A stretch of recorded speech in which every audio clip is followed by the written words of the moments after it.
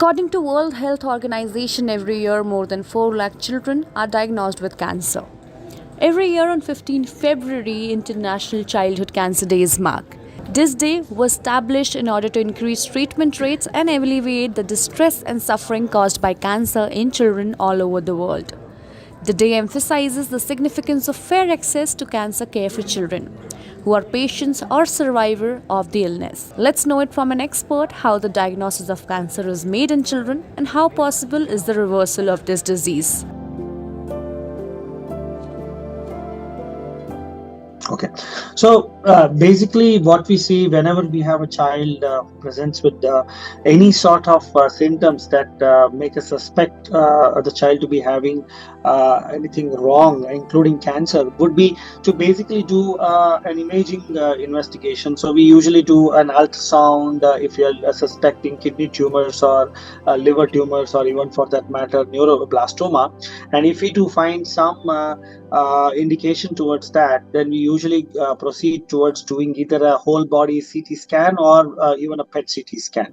So definitely we have to rely on an investigation such as a CT scan or a PET CT scan, and sometimes even MRI scan, to see if actually there is a visible tumor through the radiological investigations.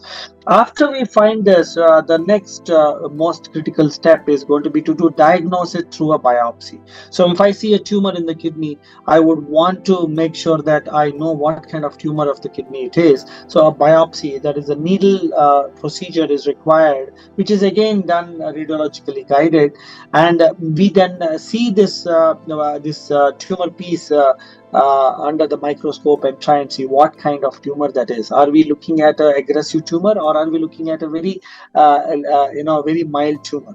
So based on this we can diagnose it. There are usually other investigations such as blood tests and the liver tests and the kidney tests that not only help us to diagnose, but also help us to understand what would be the right treatment that should be given to the child. Leukemia, that is basically blood cancer, is usually diagnosed by blood investigations. We first do a blood, the regular hemogram that we call, and the hemogram will then let us know if there are some abnormal cells or the leukemic cells that are seen in the blood.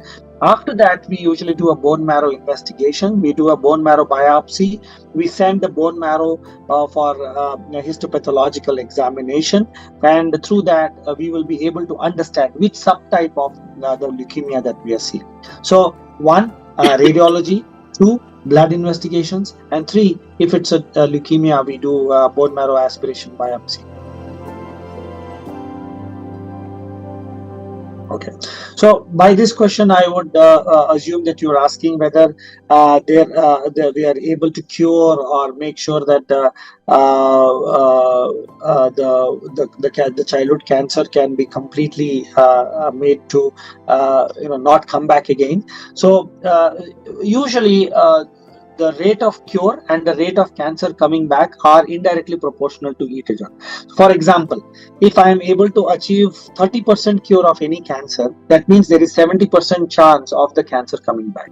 So every cancer that we know of, we usually call one as a cure rate and one we call as a recurrence rate.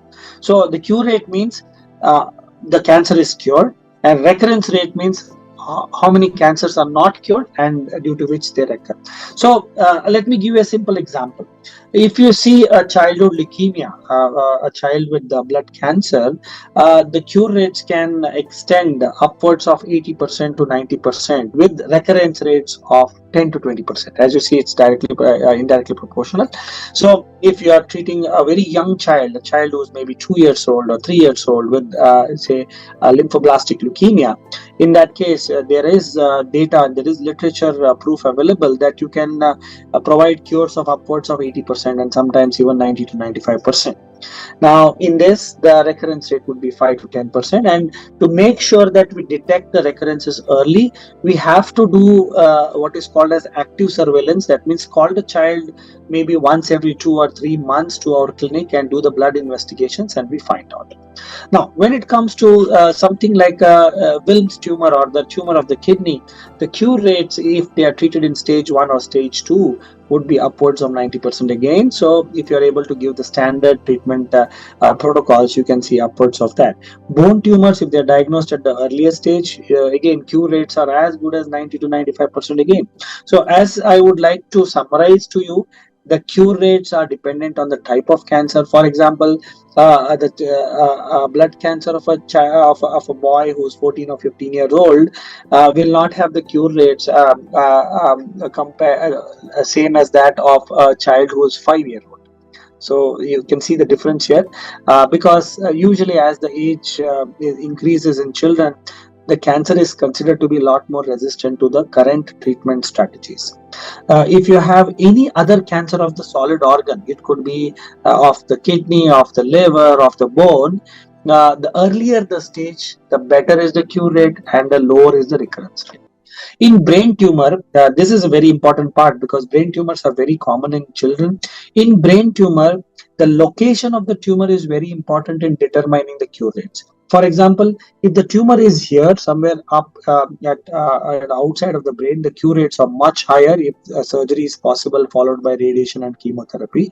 But if the tumor is in the brainstem, that is near the neck, then the cure rates come down much more.